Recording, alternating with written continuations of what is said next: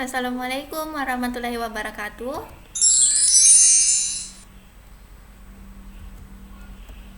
Perkenalkan, nama saya Siti Diva Sara dari Prodi Pendidikan Teknik Informatika dan Komputer. Hari ini saya akan membawakan materi tentang pengenalan teknologi informasi. Teknologi informasi seringkali rancu dengan istilah sistem informasi itu sendiri dan kadang menjadi bahan perdebatan. Definisi sistem informasi. Menurut Alter, sistem informasi adalah kombinasi antara prosedur kerja, informasi, orang, dan teknologi informasi yang diorganisasikan untuk mencapai tujuan dalam sebuah organisasi.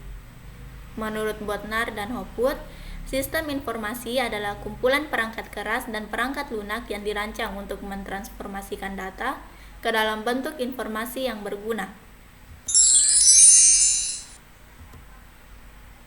Menurut Gelinas, Oram, dan Wignis, sistem informasi adalah suatu sistem buatan manusia yang secara umum terdiri atas sekumpulan komponen berbasis komputer dan manual, yang dibuat untuk menghimpun, menyimpan, dan mengelola data serta menyediakan informasi keluaran kepada pemakai. Menurut Hull, sistem informasi adalah sebuah rangkaian prosedur formal di mana data dikelompokkan, diproses menjadi informasi, dan didistribusikan kepada pemakai. Menurut Tarban, Micklin, dan Werthep, sebuah sistem informasi mengumpulkan, memproses, menyimpan, menganalisis, dan menyebarkan informasi untuk tujuan yang spesifik. Dan menurut Wilkinson, sistem informasi adalah kerangka kerja yang mengkoordinasikan sumber daya manusia dan komputer untuk mengubah masukan menjadi keluaran guna mencapai sasaran-sasaran perusahaan. Contoh teknologi informasi yaitu mikrokomputer, komputer mainframe, barcode scanner, perangkat lunak pemproses transaksi, perangkat lunak lembar kerja, serta peralatan komunikasi dan jaringan. Mikrokomputer adalah sebuah kelas komputer yang menggunakan mikroprosesor sebagai CPU utama, juga dikenal sebagai personal komputer, home komputer, atau small business komputer. Komputer mainframe. Mainframe dalam bahasa Inggris merupakan istilah dari teknologi informasi yang mengacu pada kelas tertinggi suatu komputer, yang terdiri dari beberapa komputer yang mampu melakukan banyak tugas komputasi rumit dalam waktu yang sangat singkat.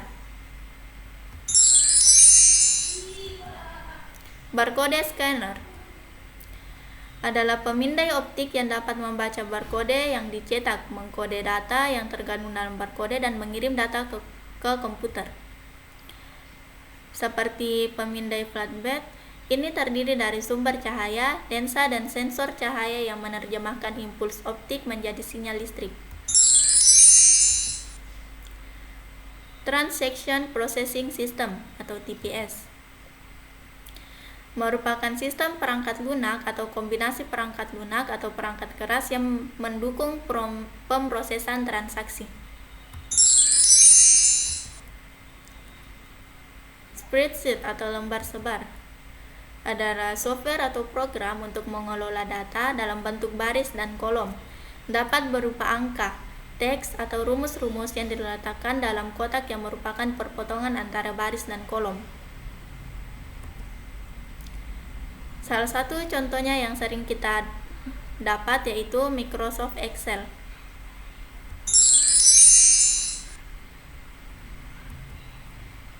Teknologi informasi.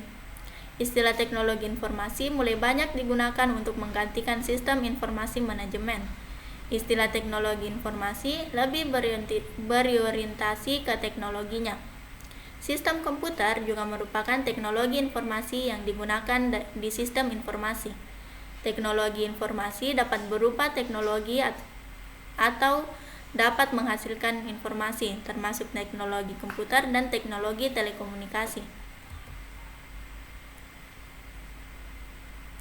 Dapat disimpulkan bahwa sistem komputer merupakan sistem bagian dari teknologi informasi. dan teknologi informasi merupakan sistem bagian dari sistem informasi.